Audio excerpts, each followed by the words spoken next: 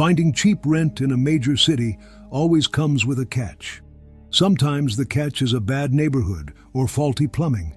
But for a man named Richard, the price of his cheap apartment in the industrial district of Detroit, Michigan, was a terrifying brush with the paranormal. Richard and his wife rented a small two-story duplex. The layout was simple: a living space and bathroom downstairs, and the main bedroom and a second bathroom upstairs. Richard had actually lived in the unit alone for a year before his wife moved in, and he had never experienced anything unusual. But shortly after his wife moved in, she became deeply unsettled.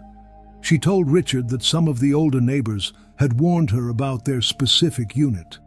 According to the whispers, a young woman had brutally hung herself in their upstairs bedroom a few years prior. Richard, a strict skeptic, brushed it off.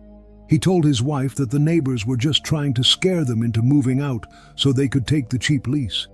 He managed to calm her down, but subconsciously, the dark history of the room planted a deep seed of dread in his own mind. A few nights later, around 1 a.m., Richard woke up to use the restroom. When he walked back into the dark bedroom, he saw his wife sitting bolt upright in the middle of the bed, staring blankly straight ahead. Her posture was incredibly stiff and unnatural. Suddenly, in a voice that sounded like hers but lacked any emotion, she whispered, "I am not sitting. You made us sit." A chill ran down Richard's spine. Masking his fear with anger, he snapped at her to stop talking nonsense and go to sleep. It was as if a trance was instantly broken. His wife blinked, looked at him normally, and asked if he had just said something. Terrified that telling her the truth would completely shatter her nerves, Richard lied, said it was nothing, and forced himself to go back to sleep. 2 nights later, the true horror unfolded. In the middle of the night, his wife woke up and whispered that she needed to use the bathroom. Richard agreed to walk her out into the dark hallway. While she went into the upstairs bathroom, Richard decided to walk downstairs and use the first-floor restroom so they wouldn't have to wait for each other.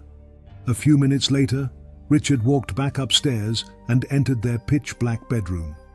He saw the silhouette of his wife already lying in bed under the covers. Richard climbed into bed next to her. In the dark, things naturally escalated, and they began to get intimate. Because the room was entirely devoid of light, Richard couldn't see her face, but he assumed it was just a normal, quiet moment between a husband and wife. But as they moved in the dark, Richard's bare foot brushed against her legs. His heart completely stopped. Even though her body was facing him, her feet were pointed entirely in the wrong direction. They were physically bent backward. A wave of absolute nausea and terror washed over him. He pulled back, his voice trembling as he told her to wait a second. He reached over to the nightstand and clicked on the bedside lamp. The dim light flooded the bed, and Richard's mind completely shattered.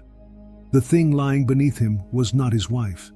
Its body was facing upward, but its head was violently twisted, completely upside down, staring directly at the floor, with its backward feet protruding from the blankets. Richard let out a blood-curdling scream, threw himself off the mattress, and sprinted out into the hallway. The moment he burst through the bedroom door, the upstairs bathroom door clicked open. His actual wife stepped out into the hallway, rubbing her eyes, asking him why he was screaming.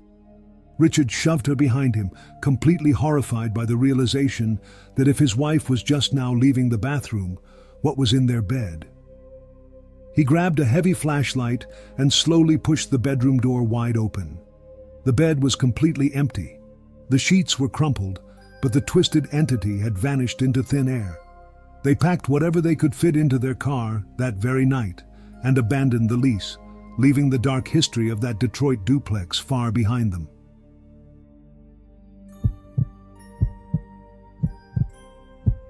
When you relocate for a job, you often have to make uncomfortable sacrifices just to get by. A young man named Ryan moved from a small town in Texas all the way to Chicago for a demanding job at a heavy manufacturing plant. Because he hadn't secured an apartment yet, Ryan was allowed to sleep on a small cot inside the factory's cramped, sweltering storage room. The heat inside the factory during the summer was absolutely unbearable. The plant operated on a late schedule, with the heavy machinery running until 2 a.m. Once the machines finally powered down and the other workers left, the intense heat and swarms of mosquitoes in the storage room made it impossible for Ryan to sleep. Desperate for some cool air, Ryan grabbed his sleeping bag, climbed the heavy iron fire escape, and set up his bed on the large flat roof of the factory. It was completely empty and peaceful.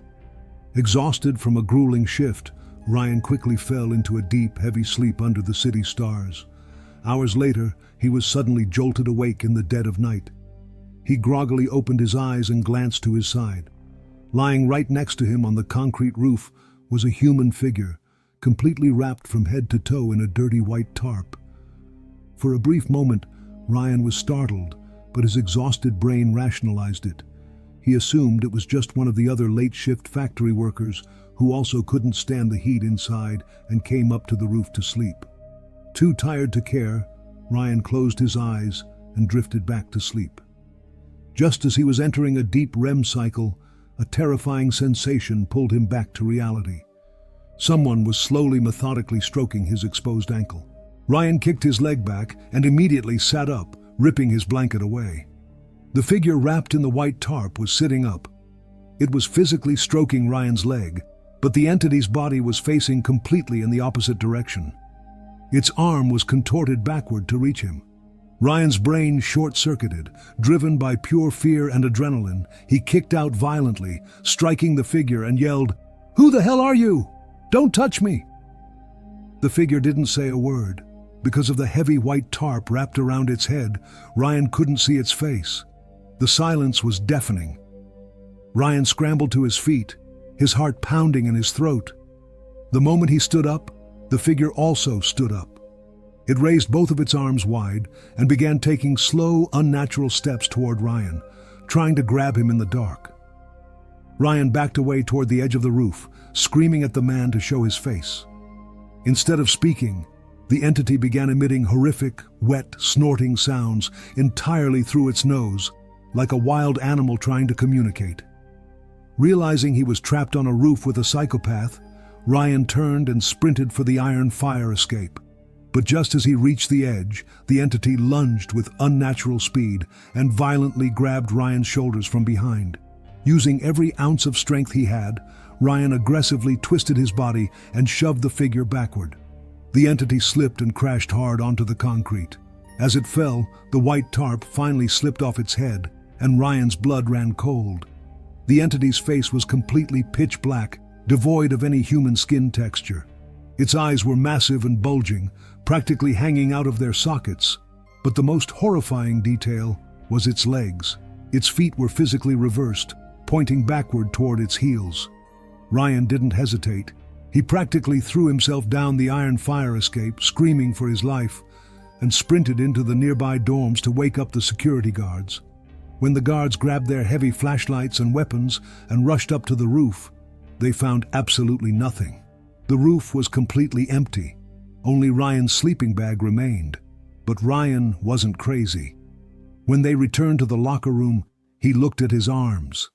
Carved deeply into his skin were thick, bloody scratch marks from where the entity had grabbed him. He was so traumatized by the sight of that demonic face and those backward feet that he bought a bus ticket the very next morning and fled back to Texas, never setting foot in Chicago again.